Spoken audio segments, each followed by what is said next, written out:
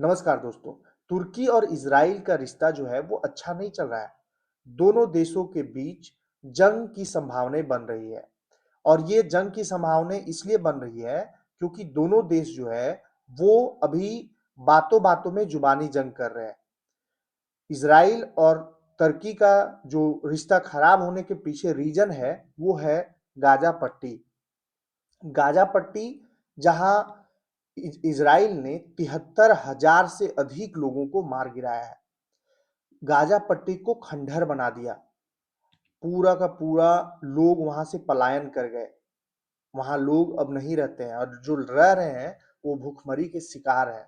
उनको खाना तक नसीब नहीं हो रहा है। खंडहर बना हुआ है। अब ये आरोप जब इजराइल पर लगता है तब इजराइल जो है अपना ग्रेटर इजराइल बनाने का कॉन्सेप्ट पर पीछे हट जाता है। इजराइल का कॉन्सेप्ट है ग्रेटर इजराइल बनाना, जहां पूरा का पूरा तुर्की, सीरिया, लेबनान, जॉर्डन सबको वो अपने ऊपर शामिल करना चाहता है। पिछले 3 सालों में तुर्की इजराइल के संबंध राजनयिक स्तर पर सामान्य होने की कगार पर पहुंचने के बाद अब सीधे सैन्य संघर्ष के खतरे तक पहुंच चुका है। मतलब दोनों देश के बीच में रिश्ता ऐसा हो गया है कि कभी भी सैन्य कार्रवाई एक दूसरे देश कर सकते हैं। दोनों देश के नेताओं के बीच जुबानी जंग जारी रहने के साथ ही उनके बीच सैन्य टकराव की संभावनाओं का भी चर्चा चल रहा है। इजराइल के प्रधानमंत्री बेंजामिन नेतन्याहू ने 11 अप्रैल को एक सोशल मीडिया पोस्ट में तुर्की के राष्ट्रपति रेचेप तैयप अर्दोगान को ईरान में आतंकवादी शासन की सहायता करने का आरोप लगाया। साथ ही साथ अपने ही देश में कुर्द नागरिकों का नरसंहार करने का भी आरोप लगाया। मतलब ईरान में जो आतंकवादी शासन चला रहे हैं, ईरान को सपोर्ट करता है तुर्की, और अपने ही देश में कुर्द लड़ाकों को मार गिरा रहा है। अर्दोगान ने वहीं इसका रिप्लाई करते हुए 15 अप्रैल को अपने संसद में भाषण देते हुए कहा कि गजा में 73,000 फिलिस्तीनियों के खून से सने हाथों और चेहरों को देखे बिना वो बेशर्मी से हमारे कुर्द भाइयों के जरिए हमारे देश पर आरोप लगा रहे हैं, हमारे देश को बदनाम कर रहे हैं। तुर्की और इजराइल के बीच टकराव का खतरा यहीं से स्टार्ट होता है। पहले कहीं से अधिक बढ़ गया है, लेकिन साथ ही दोनों पक्ष संभावित संघर्ष को रोकने के लिए बातचीत जारी है। दोनों देश बातचीत भी कर रहे हैं। 7 अक्टूबर 2023 को हमास के इजराइल पर किए गए हमलों और गजा में इजराइल के सैन्य अभियान के बाद तुर्की और इजराइल के बीच बयानबाजी बढ़ी है, जिससे तनाव भी बढ़ा है। पिछले 3 सालों के कड़े बयानों और आरोपों के साथ राजनयिक रिश्तों को सामान्य करने की प्रक्रिया भी रुक गई और तुर्की ने घोषणा की कि इजराइल के साथ में किसी तरह का व्यापार हम नहीं करेंगे, किसी तरह का संबंध नहीं रखेंगे। दोनों देश के बीच मौजूदा स्थिति राजनयिक सिद्धांतों पर घरेलू हितों की प्रधानता का परिणाम है। साथ ही उनका कहना है कि विदेश नीति घरेलू राजनीति की बंधक बन गई है।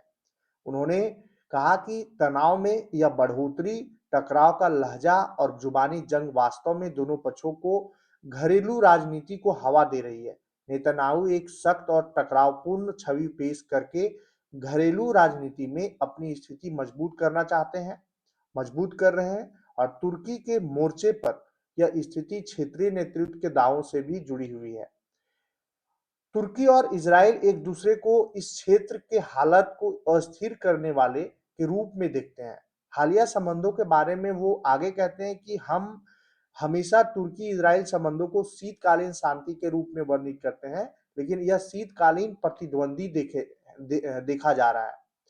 पूर्व इजरायली राजनयिक एलोन पिंकास का कहना है कि बेंजामिन नेतन्याहू की तुर्की को प्रतिद्वंदी के रूप में पेश करने वाली टिप्पणियां खतरनाक है।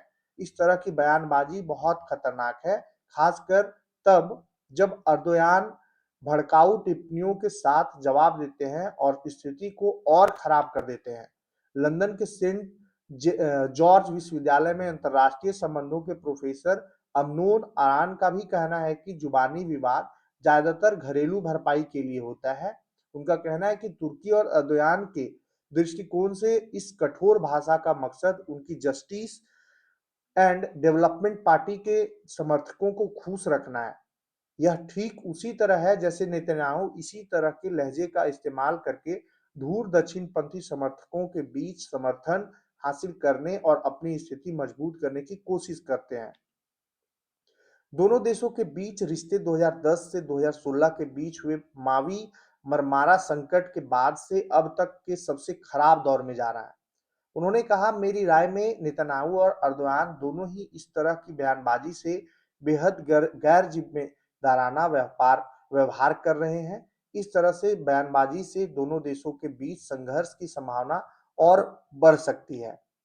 तुर्की और इजराइल के बीच कोई भी संभावित संघर्ष उन बिंदुओं पर हो सकता है जहां दोनों देशों द्वारा खुद के लिए तैयार किए गए प्रभाव क्षेत्र एक दूसरे को काटते हों। उन्होंने इस बात पर जोर देते हुए कहा कि पूर्ण पैमाने पर युद्ध की संभावना कम है। उन्होंने सीरिया, साइप्रस और पूर्वी भूमध्य सागर में बढ़ती प्रतिस्पर्धा की ओर इशारा करते हुए कहा, यहाँ हम पारस्परिक ध्रुवीकरण करने का प्रयास देख रहे हैं। हम यह कह सकते हैं कि दोनों देश एक दूसरे के खिलाफ एक प्रकार की भू राजनीतिक ढाल बनाने की कोशिश कर रहे हैं। तुर्की को अब एक दुश्मन के रूप में देखता है इजराइल, और यह एक तथ्य है। मुझे लगता है कि अतीत की तुलना में सैन्य संघर्ष की संभावना बढ़ गई है और दोनों देश आपस में भिड़ सकते हैं। 2025 में अजरबैजान में तुर्की और इजरायली सैन्य प्रतिनिधिमंडल के बीच तनाव को रोकने के लिए एक के तंत्र पर बैठक हुई थी और इसमें जिक्र हुआ था, जहां तक मतलब कि उनको पता है कि कम से कम सैन्य स्तर पर ऐसी किसी भी घटना या गलतफहमी को रोकने के प्रयास जारी है जो संघर्ष का कारण बन सकता है। मान लीजिए कि तुर्की गजा या लेबनान जा रहे सहायता जहाजों को सुरक्षा प्रदान कर रहा है।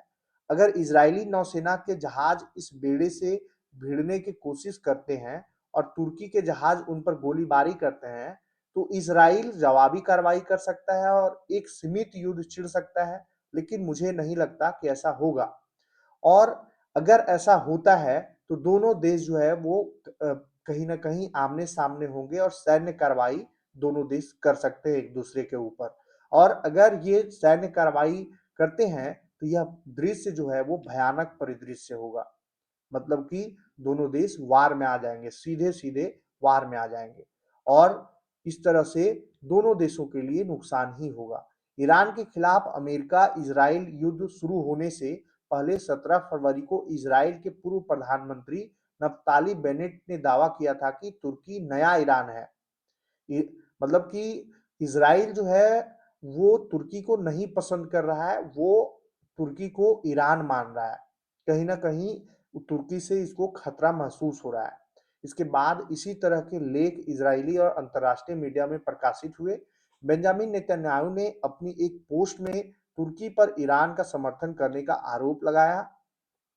तुर्की के विदेश मंत्री हकान फिदान ने 13 अप्रैल को अनादोल एजेंसी को बताया कि ईरान के बाद इजराइल बिना दुश्मन के नहीं रह सकता, इसलिए उसे एक नया राजनीतिक मुद्दा गढ़ने के लिए मजबूर होना पड़ा है। हम देख रहे हैं कि न केवल नेतन्याहू सरकार बल्कि उनके कुछ विरोधी भी तुर्की को एक नए दुश्मन के रूप में पेश करने की कोशिश कर रहे हैं।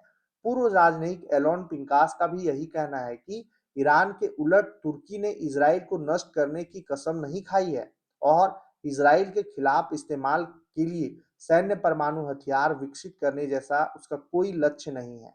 जो लोग इजराइल के बारे में अर्दोआन की हर बात से असहज हैं, वे भी जानते हैं कि तुर्की एक दुश्मन देश नहीं है। जो कोई भी खतरे के मामले में तुर्की को ईरान के बराबर मानता है, वह लापरवाही और खतरनाक तरीके से काम कर रहा है।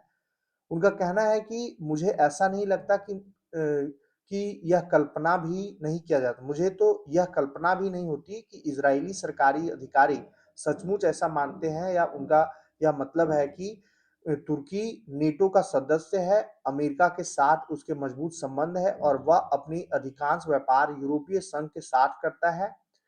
उनका यह भी मानना है कि इजरायली अधिकारियों और विश्लेषकों के बीच इस दृष्टिकोण की जड़ें राष्ट्रपति अर्दोआन और तुर्की के इजराइल के खिलाफ अपनाए गए कठोर रूप के अंदर शामिल है। अर्दोयान का नेतन्याहू की तुलना हिटलर से करना और तुर्की के राष्ट्रपति का अतीत में इजराइल की आलोचना करना इस दृष्टिकोण के कारणों में से एक है। यह स्पष्ट है कि तुर्की नया ईरान नहीं है, लेकिन यह तुलना संभवतः तुर्की को पश्चिमी व्यवस्था से अलग करने और उसे एकाकी बनाने के उद्देश्य से की गई है। इज़राइल जो है वो पहले से भांप लेता है कि कौन सा मेरा देश जो है वो दुश्मनी कर सकता है और अपने दुश्मन को बहुत अच्छा से पहचानना जानता है इज़राइल, और इसलिए कहीं ना कहीं तुर्की पर आरोप लग रहा है कि ये नया ईरान है। इज़राइल में आम चुनाव 27 अक्टूबर तक हो सकते हैं और पूर्व इज़रायली प्रधानमंत्रियों नफ्ताली बेनेट और आयार लैपिड के नेतृत्व वाली गठबंधन का मुकाबला बेंजामिन नेतन्याहू के गठबंधन से होने की उम्मीद है। आरान का कहना है कि तुर्की इजराइल संबंधों में बदलाव मौजूदा सरकारों के माध्यम से नहीं आएगा, बल्कि उनके उत्तराधिकारियों के सत्ता में आने के बाद आएगा। तोगचे एरसोय का भी यह कहना है कि हमें निकट भविष्य में बेहतर माहौल की उम्मीद नहीं करनी चाहिए।